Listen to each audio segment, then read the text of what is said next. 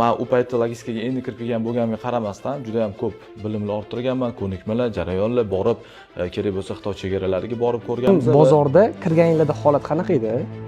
Hozir qanaqa? Yaxshi logistika kompaniya qanaqa bo'lishi kerak?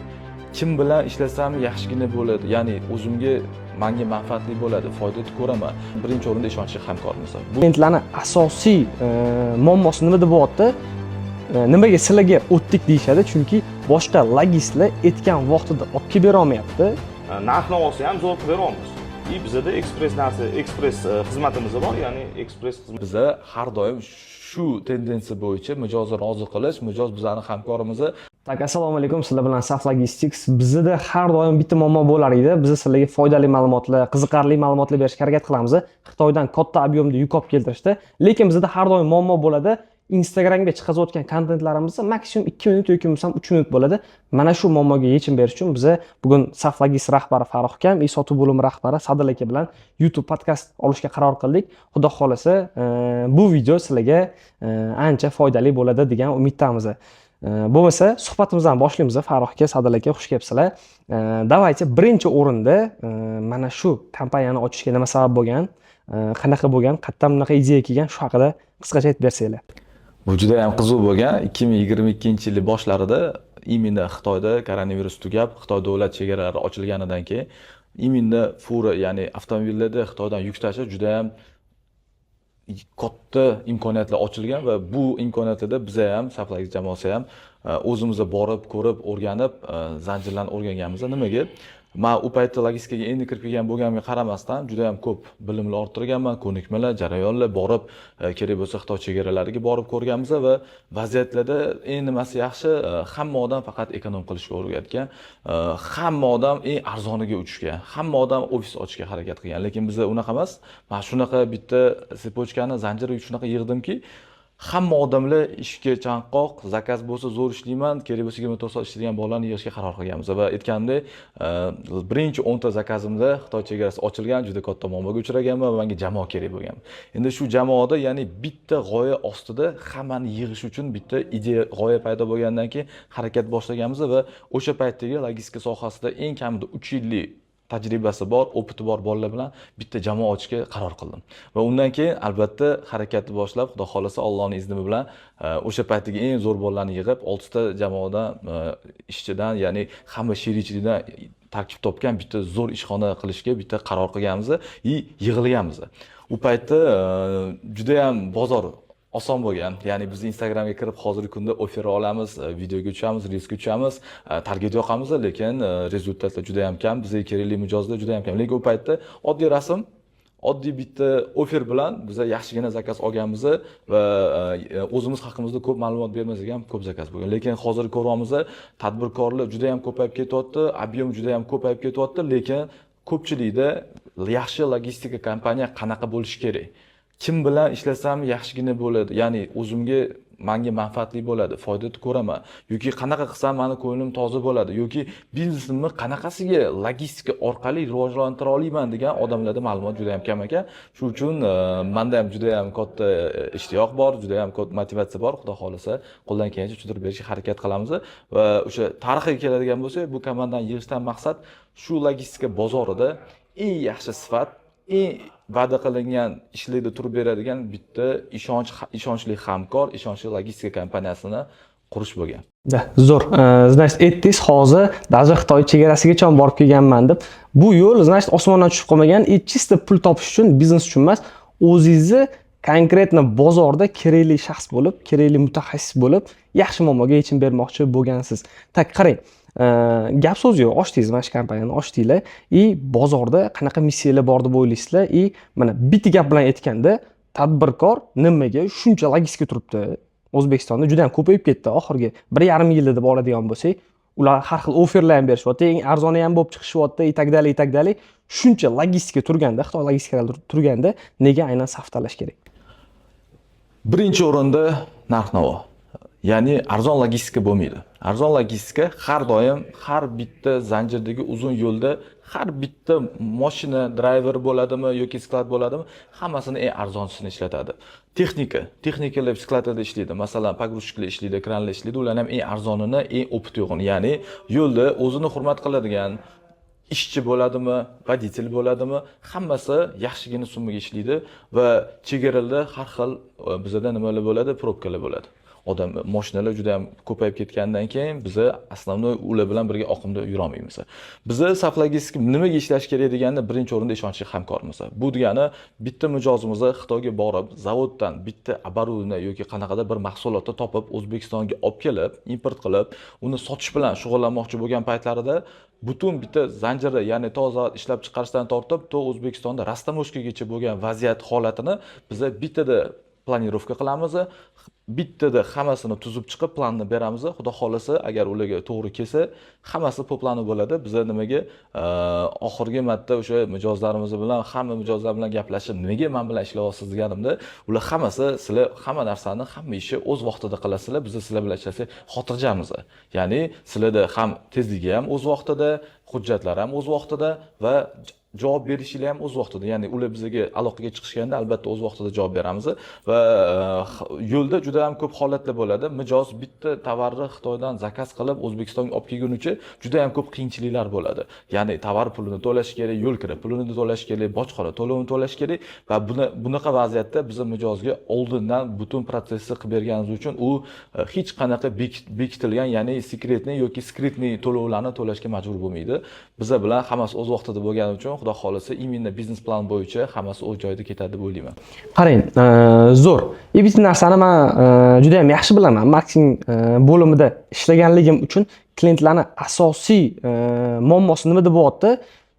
Nimaga sizlarga o'tdik deyishadi, chunki boshqa logistlar aytgan vaqtida olib kelib bera olmayapti. Agar mabodo olib kelib bersa ham qanaqadir zarar yetib kelyapti yukka, yoki bo'lmasam o'zi kelgandan keyin narxlar o'zgarib ketyapti, yoki bo'lmasam mana Xitoyga o'zining logistikalari bor. O'zi ham logistika taklif qiladi zavodlar, ishlab chiqarishlar.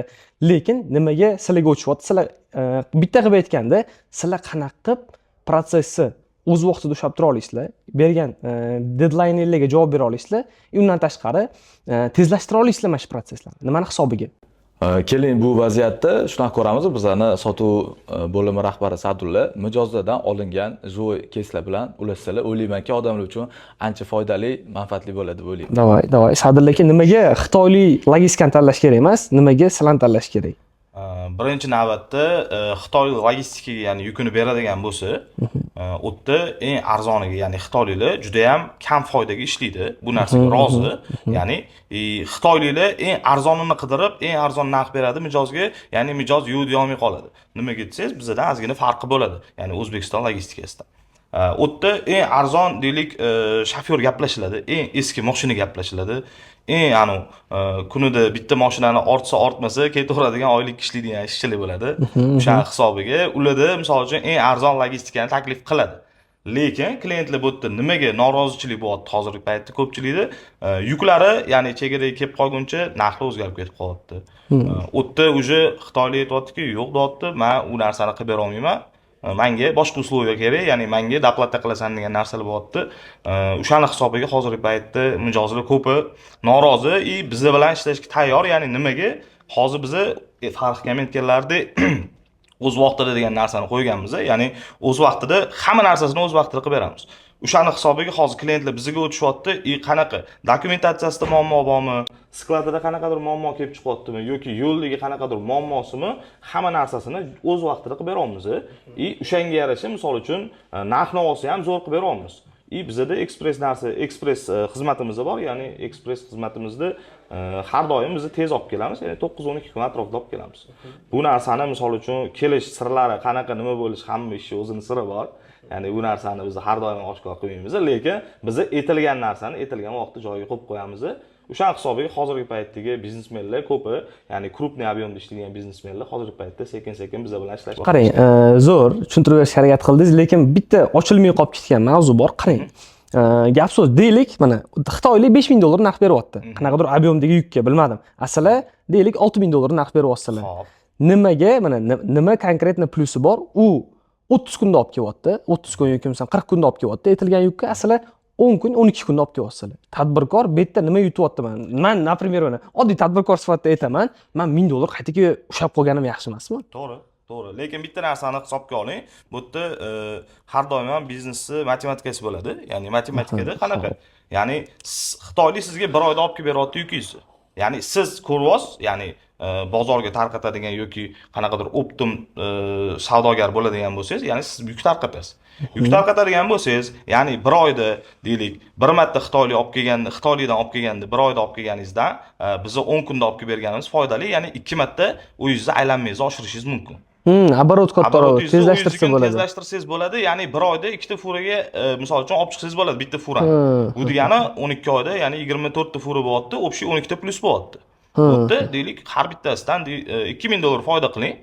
Har bitta yukingizdan misol uchun $2000 foyda qiladigan bo'lsangiz, $2000dan ya'ni 24 mingga chiqadi. 24 mingdan deylik, bizga beriladigan summa orasida bir $2,500 atrofida rasxod bo'lishi mumkin.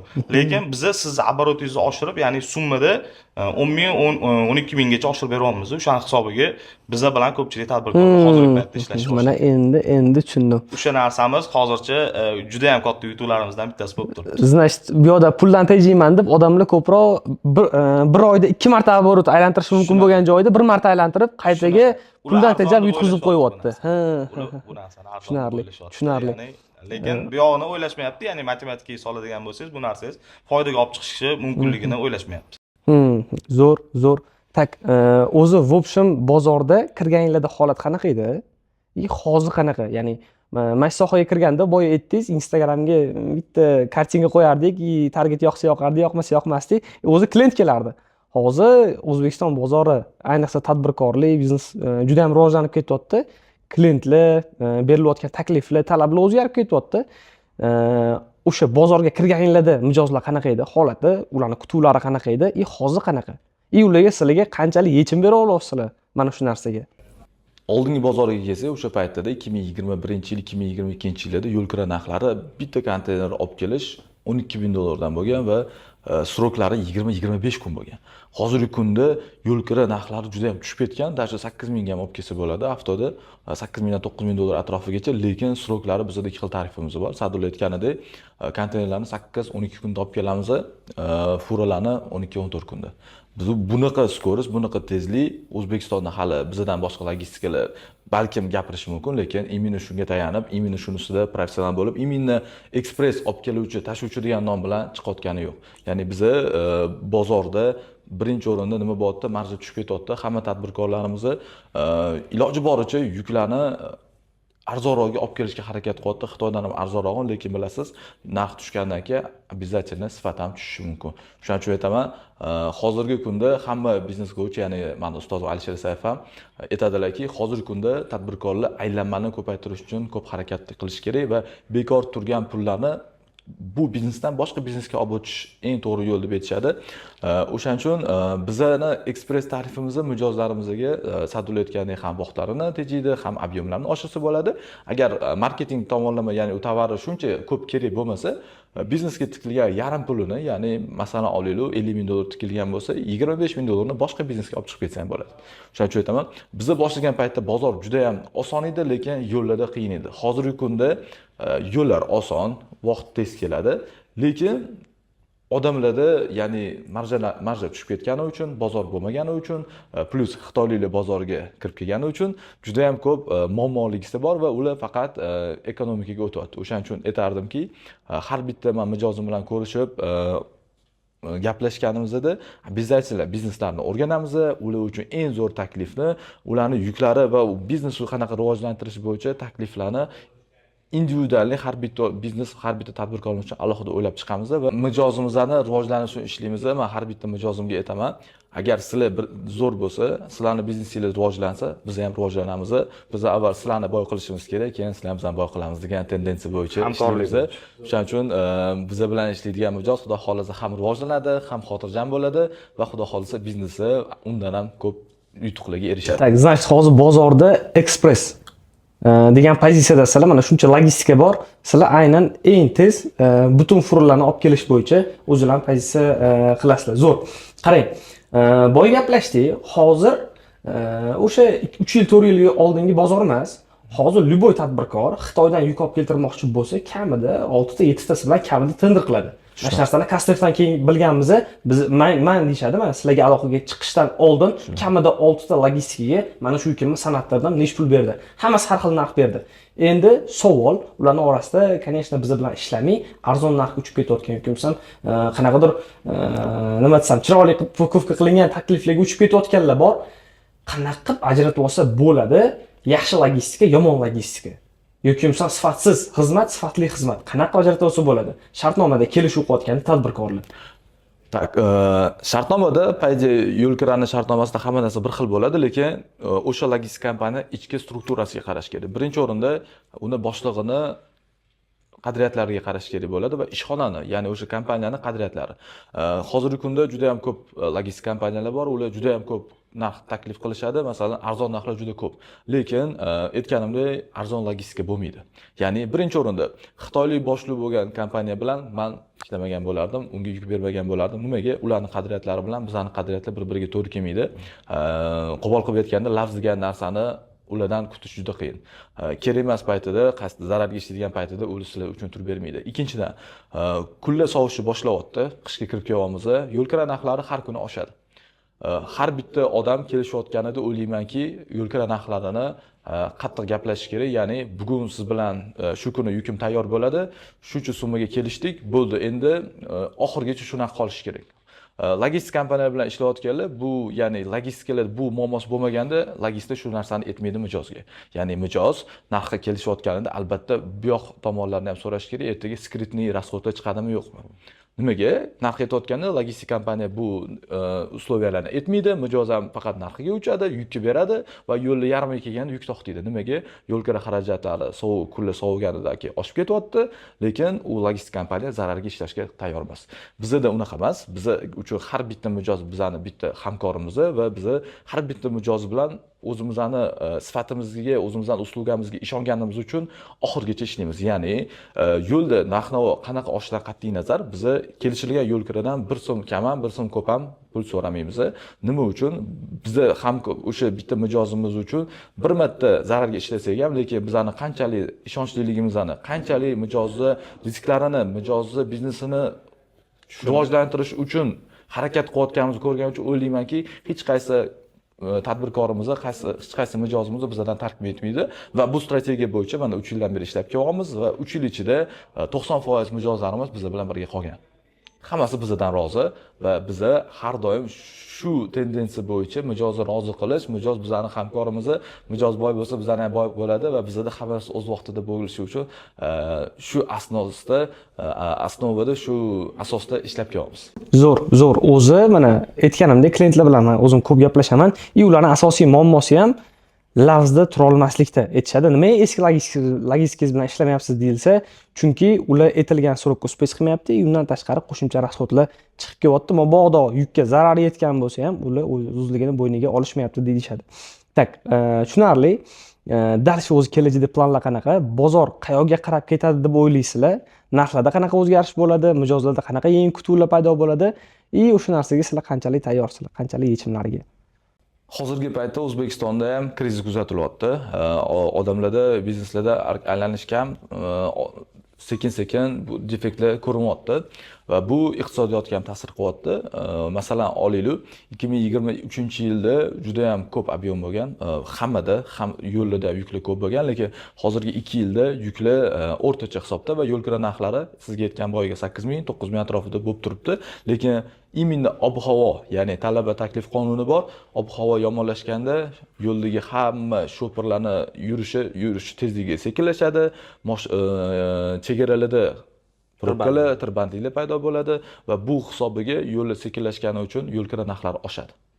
Hammada krediti bor, bola chaqasi bor, arendasi bor, shunga qarab rasxodlar oshgan paytida yo'lkira xarajatlari примерно $1000 oshishi mumkin va именно shunaqa risk paytida bizani mijozlarimizni biznesi shu riskka turib qolish kerak emaski, chunki o'sha puldan mijozni biznesi, biznes plani yoki o'ziga yarasha xarajatlari bor, o'ziga yarasha rejalari bor, o'sha rejalari buzilishi kerak emas va Saf Logistik xudo xolasa shu rejalarda o'z vaqtida hamma ish o'z vaqtida bo'lishini kafolatlaydi. Zo'r. Qarang, yana bitta narsa bor. Men o'ylayman, hozir bozorni unaqa katta ob'yem olib kela olmayotganining yana bitta sabab bor. O'zbekiston уже offline biznesdan onlaynga ancha-muncha o'tdi. Например, shaxsan o'zimiz ham qachondir nimadir uyga kerak bo'ladigan bo'lsa, yoki kiyim kerak bo'ladigan bo'lsa, oldin обязательно bozorga tushilgan yoki bo'lmasa do'konlarga kirilgan. Hozir juda ko'p joylarda o'zimdan Yandexdan, marketlardan zakaz bo'lyapti. Nima deb o'ylaysizlar? Hozir biza bozordagi optim tovar olib keladigan tadbirkorlarga Instagram orqali aloqaga chiqayotgan bo'lsak, ularga offer berayotgan bo'lsak, men o'ylayman keyinchalik agar o'zimda marketplace yuritsangiz deb menimcha offerlarni berishni boshlasak kerak. Tak. Suhbatimiz chetga ketolmaydi. Men savollarim shu edi. Iloji bo'lsa, aytmoqchi bo'lgan gaplaringiz, qo'shimcha savollaringiz yoki bo'lmasam bera olmay qolgan savollarim bo'lsa, ularga javoblaringiz bo'lsa, aytib bersangiz zo'r bo'lardi. Birinchi o'rinda O'zbekistonda tadbirkorlik rivojlanishi uchun juda ham qattiq kirishganmiz. Bu bozorga o'zimizdan o'zimiz kirib kelganimiz yo'q. Biz bu bozorga kirganimizda juda katta og'riqlar bor edi. Ya'ni men o'zim logist bo'lib ishga kirgan paytimda juda ham ko'p ishlar etilishi bo'yicha bo'lmasdi. Ya'ni va'da qilingan srok boshqa, va'da qilingan xizmat boshqa, lekin oxirida o'xshashib qilinayotgan xizmat umuman boshqacha bo'lardi va mijozlar eng qizig'i qo'lidan hech narsa kelmasdi.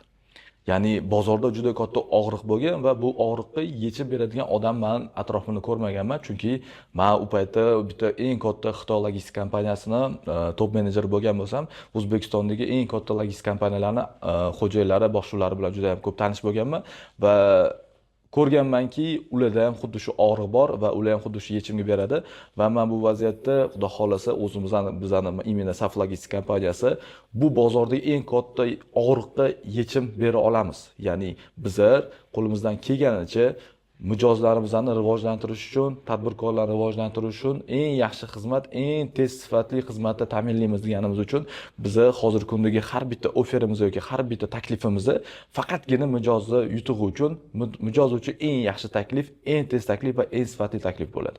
Va xudo xolasa bizlar bilan ishlaydigan tadbirkorlar bizlar bilan ishlagani uchun uyalmaydi. Biz uyaltirmaymiz, biz ответственность qilamiz, kerak bo'lsa 24/7 ishlaymiz.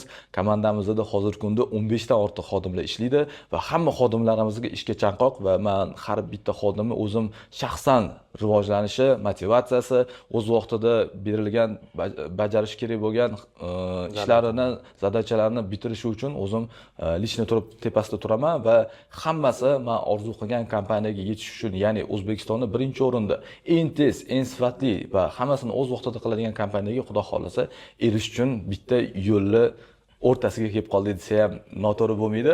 Xudo xolasa bizlarni qo'llab-quvvatlagan mijozlarimizni, qo'llab-quvvatlagan insonlar uchun hammaga rahmat aytib qolamiz. Xudo xolasa bundan ham qiziq kontentga agar chaqirsanglar, tashkillashtirsanglar, albatta ochiq suhbatga har doim tayyormiz. Zo'r. Men o'ylayman, Instagramdagi 2-3 daqiqalik kontentda ancha foydali ma'lumotlar bera oldik. Bozor haqida, dalshi kelajakdagi planlar haqida. Xudo xolasa bundan ham foydali ma'lumotlar ko'proq berib borishga harakat qilamiz. Kamchiliklari yoki bo'lmasam to'liq bo'lmagan joylar bo'lsa, обязательно kommentariyada yozib ketinglar. Biz bu narsani to'g'rilashga harakat qilamiz. Sog' bo'linglar, salomat bo'linglar. Rahmat.